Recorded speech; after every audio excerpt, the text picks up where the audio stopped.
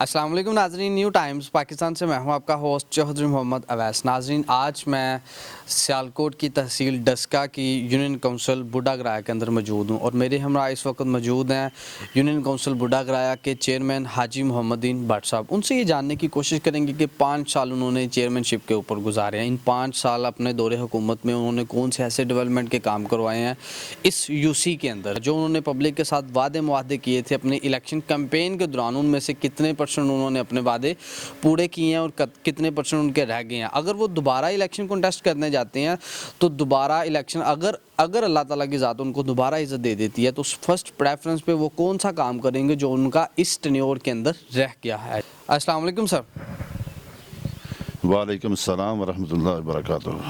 Sir, सबसे पहले तो आप ये चीज़ बताएं कि आपने 5 साल इस गवर्नमेंट का आप हिस्सा रहे हैं बल्दियात का, तो 5 साल में आपने अपने वादे किए थे इलेक्शन कैंपेन के दौरान, जो आप पब्लिक के सामने आप लोग जो अपना एजेंडा पेश करते रहे हैं, उनमें से कितने परसेंट आपने अपने वादे जो प्रोमिसेस आपने पब्लिक के साथ किए थे उनको पूरा किया? अच्छा, जो तो आपने पूछा है कि जो बल्दियाती इलेक्शन के बाद जो हमें चेयरमैनी का टेंडोर मिला है, 5 साल में क्या किया है, करना क्या था। क्या करना था कि 2015 में इलेक्शन हुए, 2017 में जाके हमें इख्तियारात दिए, वो भी ऐसे ही, वो भी कोई फंड वगैरह नहीं है, सिर्फ पूरे टेंडोर में 25 लाख रुपया मिला था। उसमें क्या कौन कौन से वादे पूरे कर सकते, बेबी और कितने हमने वादे लोगों से किए थे, अवाम से कितने वादे किए थे, लेकिन हमारे पूरे टेंडोर में 25 लाख रुपया में ज़िला कौंसिल की तरफ से मिले थे। वो हमने जितने जितने कौंसिल गांव में 5-5 लाख, 2-2 लाख, 3-3 लाख दिए थे हर गांव में। कुछ पहले भी जो है ना वो भी काम करवाए थे एमपीए के थ्रू, लेकिन इस दफ़ा जो है ना हमारा टेंडोर 5 साल दौर जो है हमें 1 साल पूरा नहीं मिला।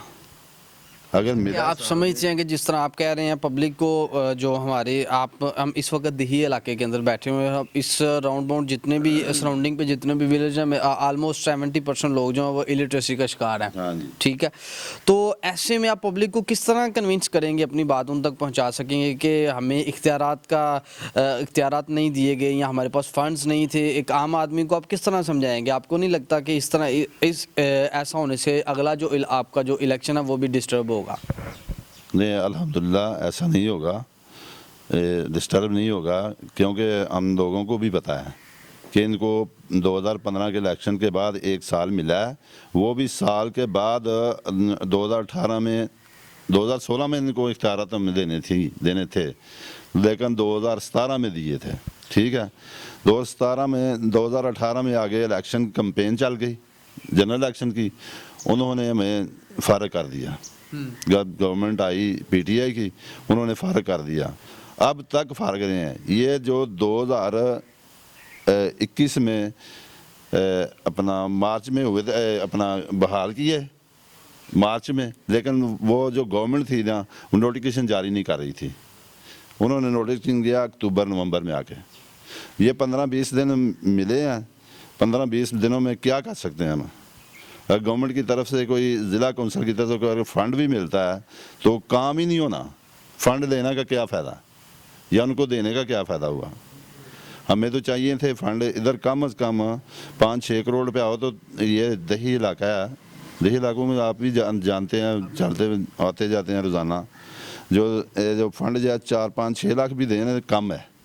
लेकिन सर, इस सारी चीज़ों की वजह से आपका जो अगला इलेक्शन है उसके ऊपर शकूक व शुबात नहीं उठ के कि अगला इलेक्शन आपका अफेक्टेड हो गई ये सारी की सारी चीज़ें? अगर आप दोबारा पब्लिक के सामने जाते हैं, पब्लिक को आप फेस करेंगे तो कितनी मुश्किलात का सामना करना पड़ेगा आपको?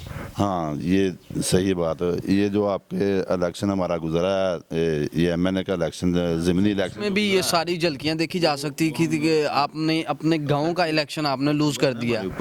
वो हमारे ऊपर असरअंदाज हुआ है, इसलिए कि पहले तो वो जो गवर्नमेंट थी पीटीआई की, उन्होंने भी अपना इधर जो है ना इलेक्शन पे जो किया, देखते हैं आप, देखा है सब इलेक्शन में पूरे पाकिस्तान में देखा गया है ये सर बुढ़ा कराया या इधर जो दूसरी यूनियन कौंसिलों में तो नहीं है, पूरे पाकिस्तान में ये देखा गया है कि इधर जो धांधली हुई है। ठीक है, दूसरा इलेक्शन ज़मीनी इलेक्शन बाद में अप्रैल के माह 10 अप्रैल को जो हुआ था उसमें कुछ कम थे, लेकिन वो फैक्ट हमारे ऊपर इसलिए असरअंदाज हुआ है कि हम काम नहीं करवा सके पिछले 5 साल से काम नहीं करवा सके। लेकिन बहुत ज़्यादा लोगों को पता है, बहुत ज़्यादा लोगों को पता है कि इनको इख्तियारात ही नहीं दिए गए। अगर इख्तियारात दिए गए हैं तो फंड नहीं मिले। सर अगर आप नेक्स्ट अब आप पब्लिक की अदालत में, अवामी अदालत में पेश होते हैं और अल्लाह करे आप जीत जाते हैं, अगर अल्लाह ताला ज़ात आपको दोबारा से ये अगला जो इलेक्शन है 2022 का बलदियाती इलेक्शन, अगर उसमें आप विनर साबित होते हैं तो आप फर्स्ट प्रेफरेंस पे कौन सा काम करेंगे? अगर अल्लाह ताला ने इज़्ज़त दी तो मैं इंशाअल्लाह ताला अल्लाह के फज़ल करम ना न्यू जनरेशन को साथ लगूँगा और उनके लिए एक मोबाइल लॉन्च करवा के उनके ऐप बना के और जितना भी फंड गवर्नमेंट डिस्ट्रिक्ट गवर्नमेंट या तहसील गवर्नमेंट देंदी है ਉਹਨੂੰ ਅਸੀਂ ਉਹਦੇ ਵਿੱਚ ਅਪਲੋਡ ਕਰ ਦੇਵਾਂਗੇ ਤਾਂ ਕਿ ਸਾਰੇ ਲੋਕਾਂ ਨੂੰ ਇਹ ਜਿਹੜਾ ਲੋਕੀ ਰੌਲਾ ਪਾਉਂਦੇ ਨੇ ਕਿ ਚੇਅਰਮੈਨ ਖਾ ਗਿਆ ਜੀ, ਚੇਅਰਮੈਨ ਖਾ ਗਿਆ, ਇਹ ਲੋਕਾਂ ਨੂੰ ਪਤਾ ਲੱਗ ਜਾਏ ਕਿ ਕਿੰਨੇ ਕੁ ਫੰਡ ਮਿਲਦੇ ਨੇ ਔਰ ਕਿੱਥੇ ਕਿੱਥੇ ਲੱਗਦੇ ਨੇ ਪਏ, ਸਾਰਿਆਂ ਨੂੰ ਇਹ ਪਤਾ ਹੋਵੇ। ਦੂਸਰੇ ਨੰਬਰ ਤੇ ਅਸੀਂ ਆਪਣੀ ਯੂਨੀਅਨ ਕੌਂਸਲ ਦੇ ਅੰਦਰ ਕੋਸ਼ਿਸ਼ ਸਾਡੇ ਯੂਨੀਅਨ ਕੌਂਸਲ 'ਚ ਹਾਲੇ ਤੱਕ ਕੋਈ ਕਾਲਜ ਲੜਕੀਆਂ ਦਾ ਨਾ ਕੋਈ ਲੜਕੀਆਂ ਦਾ ਹੀ ਹੈ। ਕੋਸ਼ਿਸ਼ ਕਰਾਂਗੇ ਇਨਸ਼ਾਅੱਲਾ ਤਾਲਾ ਇੱਕ ਕਾਲਜ ਮਨਜ਼ੂਰ ਕਰਵਾਈਏ। ਕਾਲਜ ਦੀ ਅਸਲ ਜ਼ਰੂਰਤ ਹੈ ਕਿਉਂਕਿ ਦੂਰ ਦਰਾਜ਼ ਬੱਚੀਆਂ ਤਾਂ ਨਹੀਂ ਜਾ ਸਕਦੀਆਂ, ਬੱਚੇ ਚਲੋ ਟੁਰ ਜਾਂਦੇ ਮੋਟਰਸਾਈਕਲਾਂ ਦੇ, ਲੇਕਿਨ ਬੱਚੀਆਂ ਵਾਸਤੇ ਜਾਣਾ ਬਹੁਤ ਮੁਸ਼ਕਿਲ ਹੈ। ਇੱਥੋਂ ਮੁੰਡੇ ਕੀ ਹੁਣ ਬਣਿਆ ਨਵਾਂ ਕਾਲਜ, ਮੁੰਡੇ ਕੀ ਨਹੀਂ ਹੁਣ ਰੋਜ਼ਾਨਾ ਬੱਚੀਆਂ ਛੱਡ ਕੇ ਆਇਆ ਜਾਂਦਾ। तो कोशिश करांगे अपनी यूनियन कौंसल के अंदर ही लड़कियां का कॉलेज और लड़कियों का कॉलेज भी मंजूर करवाइए डिस्ट्रिक्ट गवर्नमेंट को। आप अपने हल्का अहबाब को, स्पेशली यंग जनरेशन को क्या मैसेज देना चाहते हैं? मैं बेटियां मैसेज देना है कि पढ़ो, कामयाब हो के मुल्क की बागडोर संभालो और बागडोर संभाल के मैं उन्होंने वालदैन भी यह ताकीद करना कि बच्चों को पढ़ाओ, जितों तक भी हो सकता कोशिश करो इन्हों कामयाब कराओ, इन्हों पढ़ाओ और इन्हों ते मैं समझना कि अगर बच्चे कामयाब हो जाते हैं तो मेरी ज़िंदगी का एक यो मिशन होएगा कि मेरे बच्चे पढ़ के मुल्क वास्ते सब कुछ करन, तो मैं इंशाल्लाह खुश होवांगा कि मेरे बच्चे पढ़ लिख गए हैं यूनियन कौंसिल में। पाकिस्तान जिंदाबाद। जी नाज़रीन, ये थे चेयरमैन हाजी मोहम्मदीन भट्ट साहब, यूनियन कौंसिल बुढ़ा गराया नंबर 68 के। हाजी मोहम्मदीन भट्ट साहब की ये बड़ी एक खूबसूरत उन्होंने बात की है कि वो इस इलाके के अंदर बच्चियों के लिए स्पेशली कॉलेज का इनकाद करवाएंगे, कॉलेज का अरेंजमेंट करवाएंगे जब वो चेयरमैन दोबारा बनेंगे। और उनका ये भी कहना था कि इस टर्न्योर के अंदर हमें उस तरह हमें इख्तियारात से महरूम रखा गया है।